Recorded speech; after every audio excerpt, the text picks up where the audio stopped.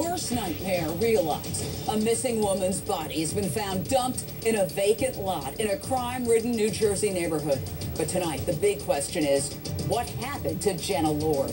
Tonight, the autopsy has been completed, but the 23-year-old woman's remains were so badly decomposed, the coroner could not determine the cause of death. He says there are no obvious signs of foul play, but some reports claim her body looked burned. Jenna's anguished mother and the victim's boyfriend appeared here on Issues last Wednesday when she had been missing about 9 days. They admitted Jenna had struggled with drug abuse, but insisted she had been clean for months. Jenna's mom accused cops of ignoring her daughter's case precisely because of her dark past. I believe that's why they're not investigating it, because they think she's a junkie. I don't care what she is. She's still my daughter. She's still a human being, and I want her home. Camden, New Jersey police told us they have been investigating the case and claimed they did search for her. But it was Jenna's own uncle who found her body only 10 blocks away from where she was last seen. For the past year, she's been doing her best to go straight, and this time she was doing really good.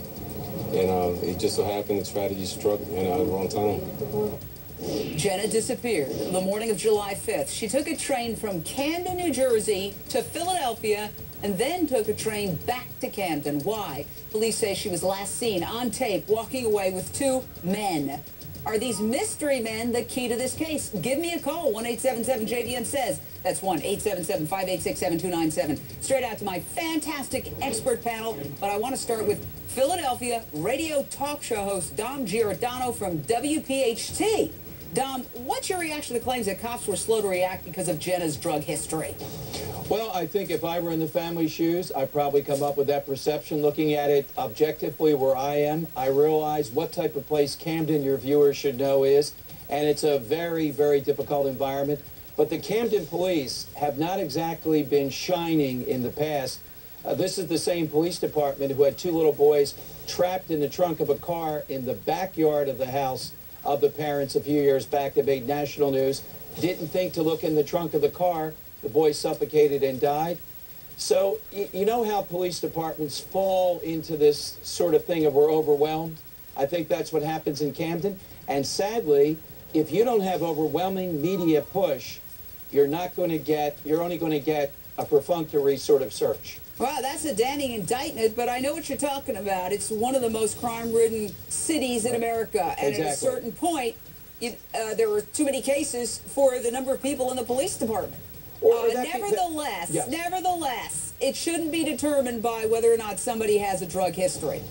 No, not at all. And it's not an excuse. They have to do better. And as you just said in the setup, found only 10 blocks away. That's a pretty amazing thing. So at the end of the day, this is the type of thing everybody should be aware of that you may get when you think you'll get overwhelming police reception to this. It doesn't often happen unless you have some hook to the story. Well, I know Mike Brooks, HLN law enforcement analyst, is probably chomping on the bit to disagree with you. Mike? Okay. Well, no, I agree to a certain extent with Dom, but, when the police department receives a missing persons report, for instance, the D.C. police classified either critical or non-critical. This woman had been, because of her history, and she also had been reported missing before, and you have a number of different departments working on it. Is this going to be mostly a missing person critical? Most likely not. Well, she turned up dead, and now her body was there for so long they can't even figure out what killed her. Jenna's family last saw her July 4th. She went to a family barbecue in Collingswood, New Jersey. The next morning, she went to a train station in Camden, New Jersey. From there, she did something very, very strange. She took a train to Philadelphia. Then once in Philly, surveillance video shows that she met a mystery woman at the Philadelphia train station, took a bundle of what appeared to be clothing from her, then took the train back to Camden. And police say she was last seen walking away with 2 men, and her body found just 10 blocks from that station. Jason Nurk, reporter with the Philadelphia Daily News, you were the one who reported all this stuff that they saw on the surveillance tape of her going from Camden to Philly, back to Camden. What do you make of it and these 2 mystery men? Well, from what I was told, the 2 men she left with, it didn't appear that they were putting her in any kind of danger. She didn't appear that she was in any kind of distress. and police didn't really have any clear reason to think she was in immediate danger based on that video footage. And that footage was also sort of in contention with the family. I know many people that I spoke to didn't even believe that video existed. From what I was told, her mother did meet with Collingdale, Delaware County Police on Saturday and saw this video and confirmed that it was her daughter who went to Philadelphia and came back to Camden. Look, Howard Samuels, we certainly never want to blame a victim, and even if you are a drug addict, a practicing drug addict, it doesn't mean that it's okay to kill you. I mean, I'm a recovering alcoholic with 15 years of sobriety. 20 years ago, would it be okay to somebody kill me? No. Okay? So, nevertheless, we have to point out that the Camden train station, where she was last seen, and the lot where she turned up horrifically dead are both known drug dealing locations. What do you make of it, Howard? Well, first of all, I think that addicts, alcoholics are looked at as second-class citizens. So it does not surprise me that the police would not really make this a high priority. Oh, she's a junkie or she's a drug addict. I mean, I used to deal with this all the time and when I was using and with a lot of people I work with. And secondly, you know, when drugs are involved, anything can happen. I mean, people's behavior is out there. So for her to die if she's involved in this, unfortunately, that's sort of the nature of the beast. Well, I guess my point is what has to occur to me, and I have no proof of this, so I'm not blaming the victim, but for somebody to take a bundle of clothing and then return to Camden after she called her mother, it says to me, was there something in the bundle? Could it have been something like drugs? I mean, that's what occurred to me. I have absolutely no proof of that, but let me go back to Jason Nark. Are police investigating that? Have they found out who this woman is? Have they found out who these two men are? That's part of the problem, I think, is that there were clearly people who saw her and were with her after that video, and those people just haven't come forward. And regardless of whether that would have saved her life, obviously, as you learned today. Jason, I have to ask you this question.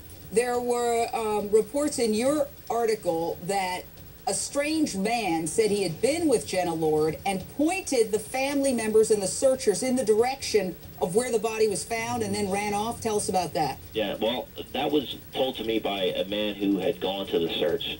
He said this guy had told them, you know, look over here in this empty lot. When they went into the empty lot, this guy, and, you know, the screaming started, this guy took off. Apparently, he got picked up by a police car, but police haven't said that they arrested or charged anyone, and haven't. All they've said today is that they have been speaking with people who have last seen her. Margaret, New York, your question or thought, man? Oh, yeah, my thought is why does it take so long for these police stations to take these people on as missing persons?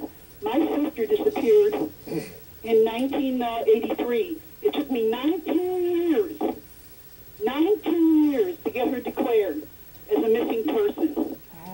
And another 10 years before we found her, and in fact, she was dead. She had passed away at 44 in 1987. Casey Jordan, criminologist? Well, you've got to understand that some people who go missing want to be missing. That doesn't appear to be the case in Jenna, but they have brought up the fact that she had a court date the very next day on the 6th.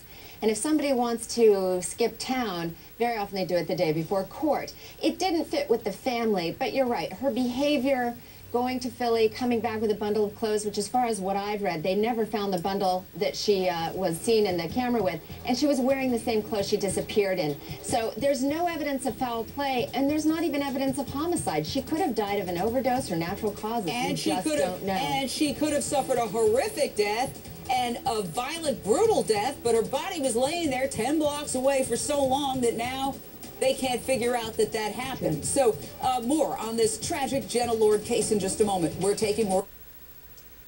No one deserves to die because they're a drug addict, an alcoholic, a gambler.